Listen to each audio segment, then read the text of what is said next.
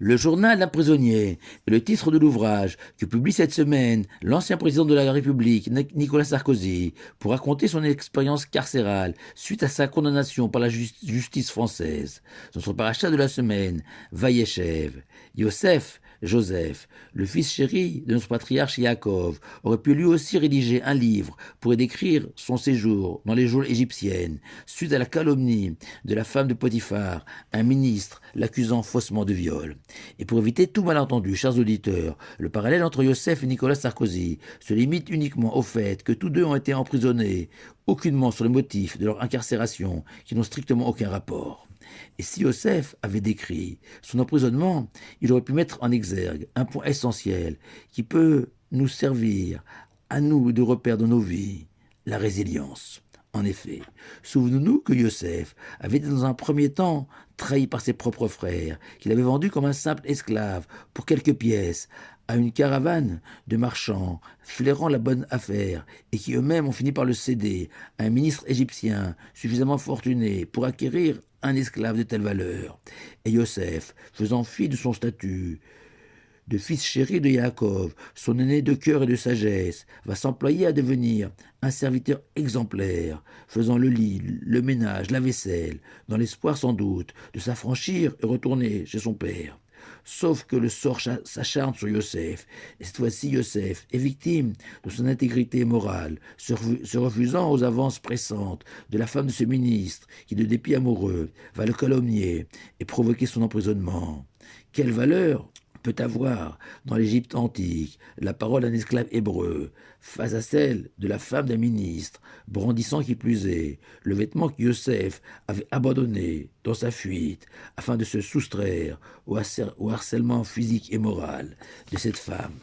Et voilà que Yosef est jeté en prison injustement, abandonné par ses frères, haï par la société égyptienne, puisque perçu comme un étranger venu abuser des femmes du pays, un délinquant sexuel pour parler moderne. Lui, Yosef, qui s'imaginait dans ses rêves devenir le roi de ses frères et de sa famille. 99,99% des hommes dans une telle situation se seraient découragés, renfermés sur eux-mêmes, déçus par les hommes qui lui ont fait tant de mal, pas Yosef. On connaît pourtant la dureté de la vie en prison, un univers de violence physique et morale, indigne de Yosef, aux mœurs et à l'éducation princière. Non, rien ne brise Yosef, qui se comporte comme un prisonnier modèle et remarquable, au point que le directeur de la prison lui demande de le seconder pour diriger cet établissement pénitentiaire.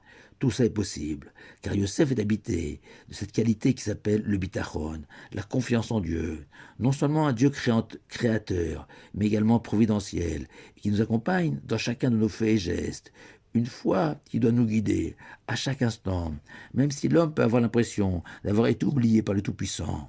Plus encore, selon nos sages, même les moments douloureux de la vie, de ceux qui peuvent nous faire douter de notre rôle sur terre, doivent être vécus intensément. Ainsi, selon le Midrash, Yosef va comprendre que ces 10 années d'emprisonnement correspondent à la médisance dont Yosef s'était rendu coupable à l'égard de ses 10 frères. Parce que sans doute, il ne les avait pas assez aimés, pas suffisamment jugés favorablement.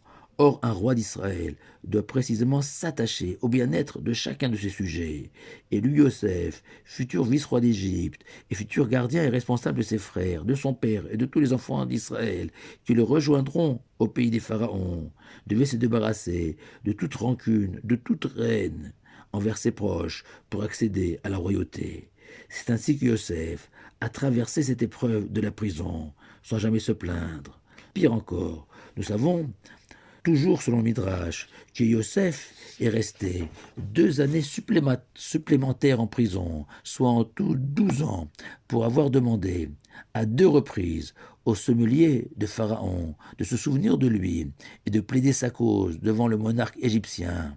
Demande jugée par nos sages inappropriée pour un géant de la dimension de Yosef qui aurait dû s'en remettre uniquement à une intervention divine, directe, sans compter sur un être de chair et de sang. Et de nouveau, Yosef va accepter la sanction, et lorsque le moment de la libération sonnera, fort de cette épreuve en prison, Yosef va devenir l'un des 7 personnages majeurs du peuple juif, avec Abraham, Yitzhak, Yaakov, Moshe, Aaron et David.